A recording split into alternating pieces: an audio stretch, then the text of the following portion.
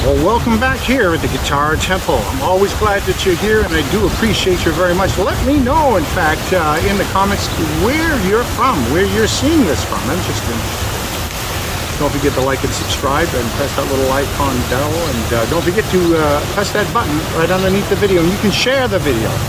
You can also give a tip if you wish to do so, and right in the description area, you can buy me a cup of coffee, or you can buy me a pizza, whatever you want to do. Glad you're here, as I say. In the last video, my last video, you seem to like it, and it was discussing Michael Schenker, MSG, Michael Schenker Group, one of my favorite bands way back when. I remember listening to The Arena live in concert at what seemed to be 110 dB, I can promise you. It was loud and proud. But I was thinking also in opining with a few of you guys on and girls on the comments, and I remembered a story that I should have mentioned. That I was working at a place, and a guy who came through the door just got off a motorcycle with a really cute redhead, younger girl with a pretty older guy. Got off the motorcycle, and he came through the doors, and she went to the latrine, I guess, or wherever she went. And then he was coming right towards me, and I was looking right at him. I said, "Jeepers creepers." I said, "You know who you look like?" He goes, "Who?" I says, "Michael Schenker." "He's my brother." "Yeah, right." I said like that. "No, he is. He's my brother." "Come on." He says, "He's my brother." He says, and he goes literally into his wallet to prove to him, to show me his last name on his driver's license, to prove that who he was. And I looked at his license, said Schenker, and I said, "Oh," I says, "Rudolph Schenker." I says, "I'm sorry, I should have known who you are." I says, "Michael Schenker, the Scorpions, of course." "No, it's okay. I'm proud of my brother. I'm proud of him." I says, "Yeah, because he made you rich," but here nor there. But because they're having internal arguments now, though, in which that Michael said in an interview, he says, "I wrote every hit that he ever had." Something like this. But these are internal arguments that they have in these bands, because it becomes a big business, right? So, and us, we want it to be about the music, but eventually it becomes about money. But here nor there. But I always loved Michael Schenker Group very much, and that was Rudolph Schenker I was talking to. Liked him very much. He was okay to me. You know, but in this video, let's talk about Vivian Campbell. Now, we were just talking about wars and stuff in bands, like Michael Schenker against his brother nowadays, or whatever. You know, like Whitesnake, the internal problems that they had there. Yeah, a lot of betrayal there, I can tell you. And I can tell you that Sykes knows how to write a good song. I can tell you. But Ronnie James Dio, okay, made, according to Vivian Campbell, they made a deal that after the third album, you're going to start to pay us equally or a hell of a lot more, as opposed to $400 a week to be.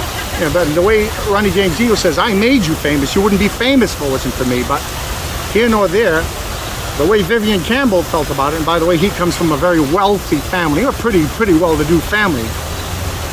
And the way he felt about it, and be a man of your word. You said 3 albums in, but Ronnie James Dio tended to listen to Wendy, the manager, his wife, a little bit too much. And anyways, it ends up getting the band broken up, because Vivian Campbell was the one that had the guts to ask. He says, "Okay, this next album now, you're going to have to start to pay me more." That's the reason why you saw Ronnie James Dio saying he's a piece of shit. You know why? It's because he was angry at him and bitter. He says, "You broke up one of the world's greatest rock groups." And I agree, it was pretty awesome. And Vivian Campbell could really write a song, I can tell you. And I like a lot Creg Goldy, lead guitarist of Dio. Nice guy, a really nice guy. Jakey Lee was a guitar player for Ronnie James Dio also, by the way. But Creg Goldy had said, you know, Ronnie James Dio had wanted to take that money and invest it into the stage show that they had, which was a giant dragon and that stuff. I wanted to be the biggest show on earth, basically. Takes a lot of money to do so. And after that, he would have increased our money, their money, I think. But see, those are the internal wars, right? Internal wars. It's too bad, you know. Especially Whitesnake, Jeepers Creepers, pal. I mean, a lot of betrayal there. Where's my band? But if this guy's writing you the greatest song in history, you know, but we get angry at that stuff, but let's not. Because those are inner turmoils, has to do with business, and they're rich and famous now, and that type of thing. But Vivian Campbell plays now for Def Leppard.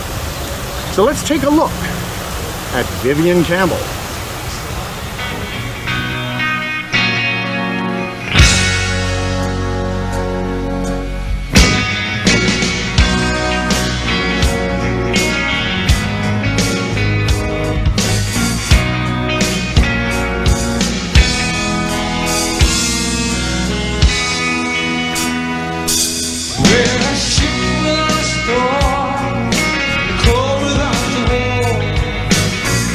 Inside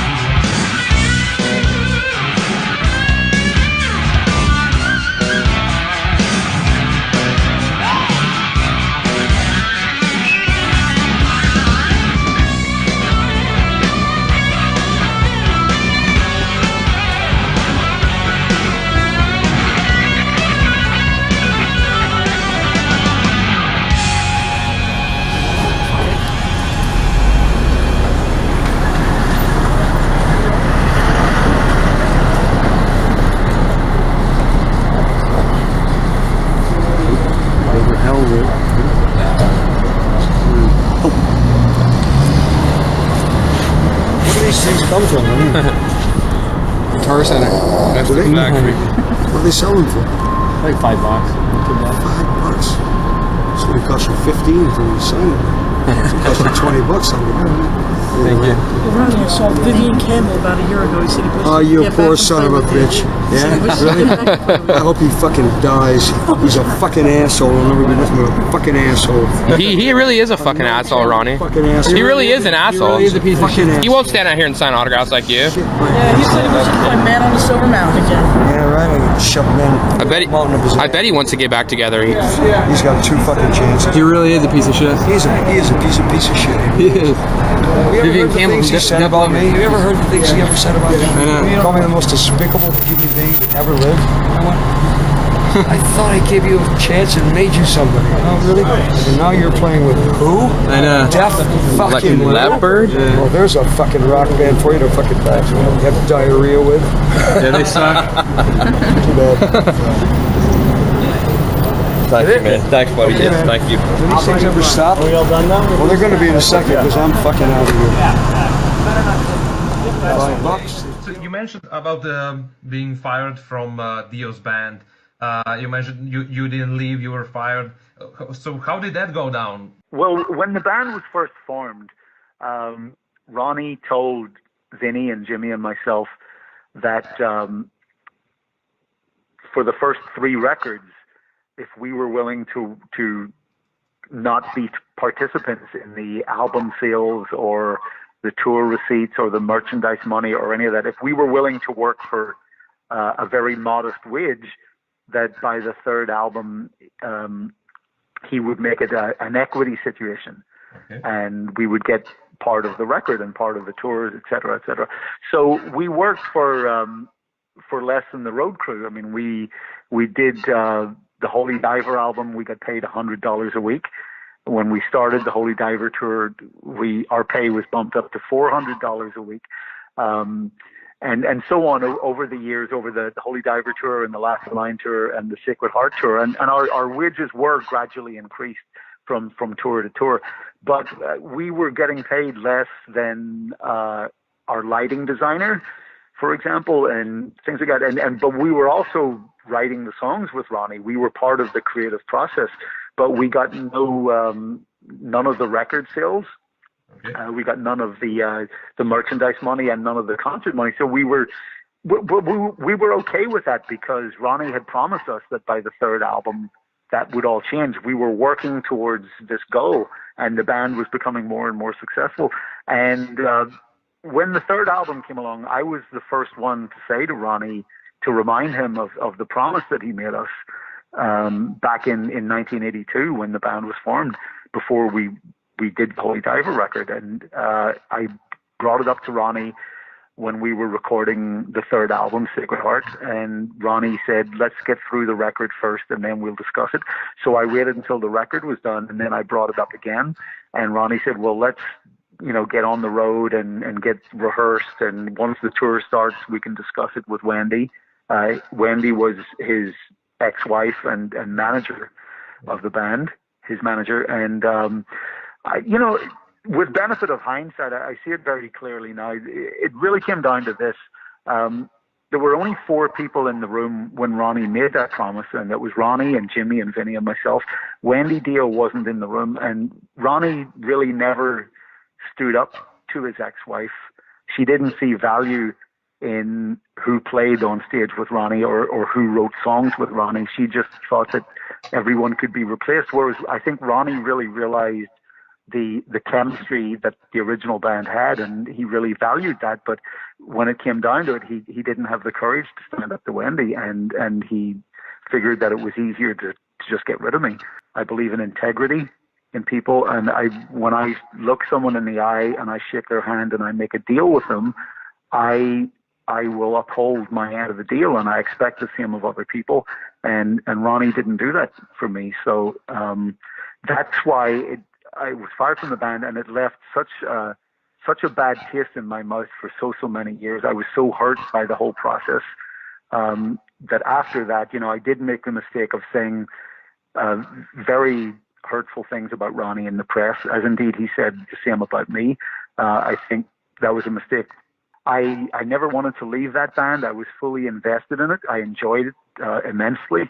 I believed in it, and I give blood, sweat, and tears and everything I had creatively over the course of 3 albums to build that band, and then to be best in the genre. He was a difficult man to work with for me personally. You know, he and I had a very terse relationship.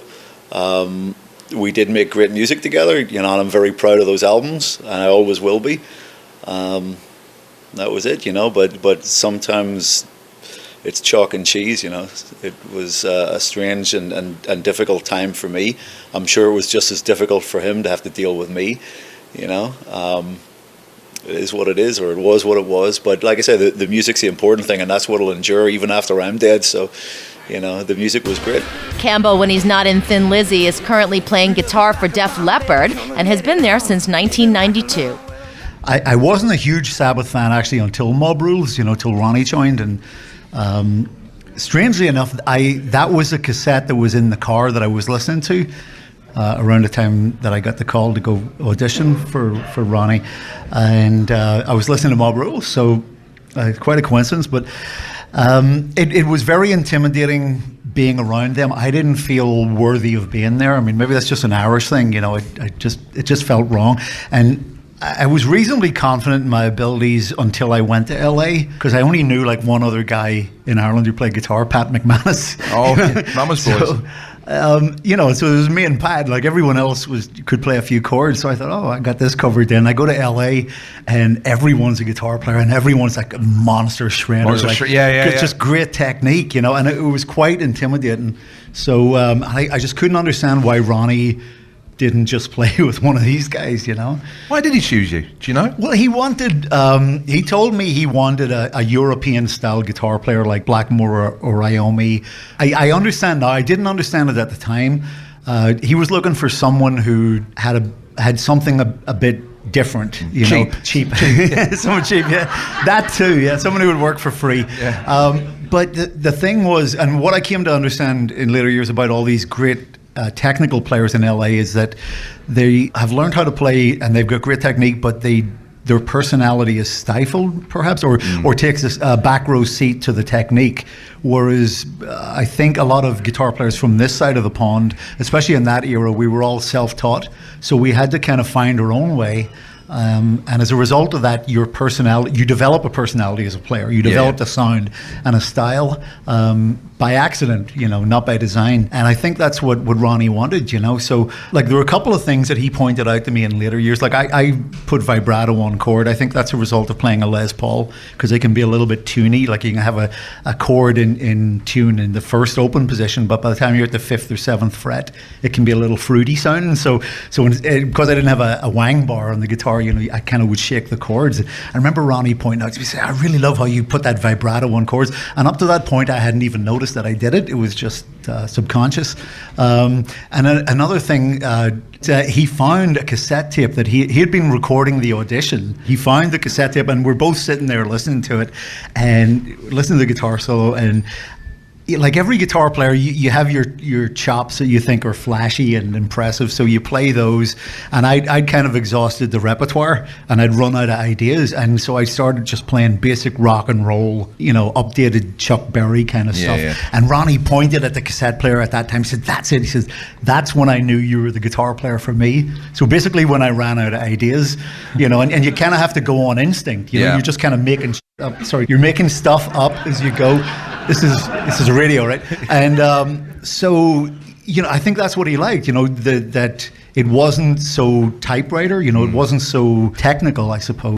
One or two weird interviews from Vivian years ago where he was kind of saying, well, yeah, Adrian didn't want me in the band and he was instrumental in getting me out of the band. Well, I wasn't, because as far as I know, we had a great working relationship and I got on with him fine on the road, because we toured for a year and a half, you know, and I hung out with Vivian, you know, regularly, and never a problem as far as I'm concerned. But, you know, David didn't want to keep working with Vivian because there were, you know, some problems with Vivian's wife at the time, and now he's divorced, so I can mention that. Otherwise, I wouldn't. have mentioned that. But that was one thing, and David wanted to write the songs with me and not with Vivian. So I can understand that Vivian wasn't too happy about that. But that was in the end, it's David's band, and he calls the shots. And I've always had my own band, so I know what it's like. You shouldn't have too many captains on one ship, and everybody knows it's David's band. So I was just happy to be David's right-hand man, so to speak. So it was understood that you would be writing the next album with him rather than including others, huh? Yeah, that was because we started writing on the road already, and that was really smooth here in David's room or my room or even in the dressing room. We were usually working on ideas, and I worked them out on my 4-track recorder in my hotel room, and so we were pretty well prepared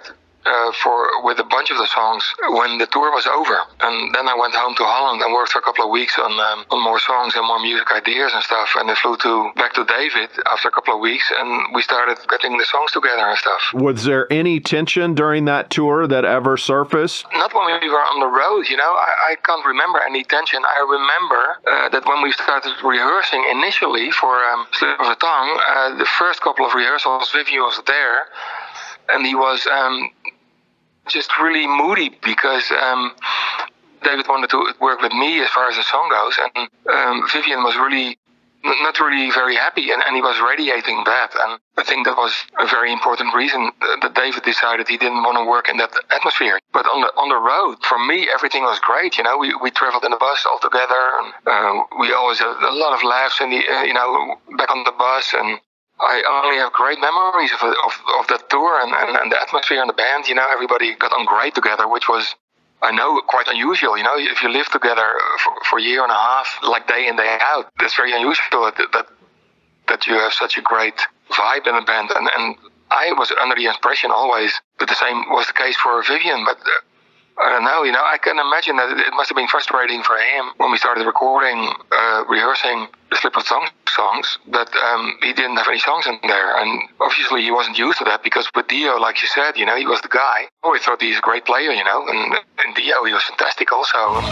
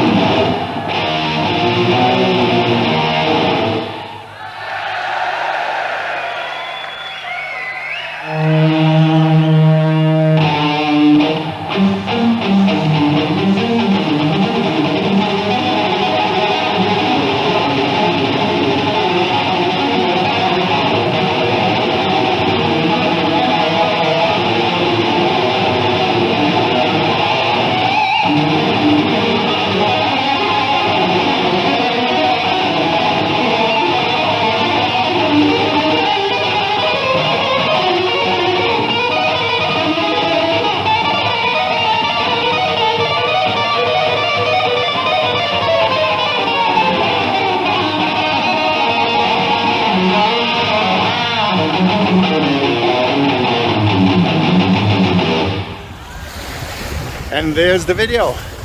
Thanks for stopping by at the Guitar Temple. Always do appreciate it. And my bride always appreciates it. Hello. Do come again. And do like and subscribe. Listen. Tell me, where are you from? I want to know where the video's going. Got some from Canada. Right. Rachel up there in Canada. We got a bunch of from Netherlands. Yeah.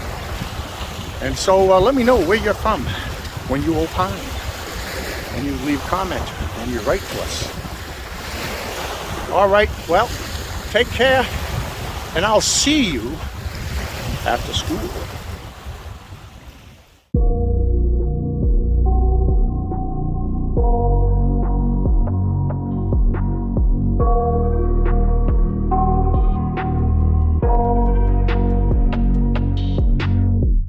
I got nightmares in my head, I fear that The thoughts build up until I can't hear. That my mind fills up into a creature, and it haunts me somewhere much deeper. Anxiety, filling up every space, no privacy. And silently, it could build and build until you finally see, whoa.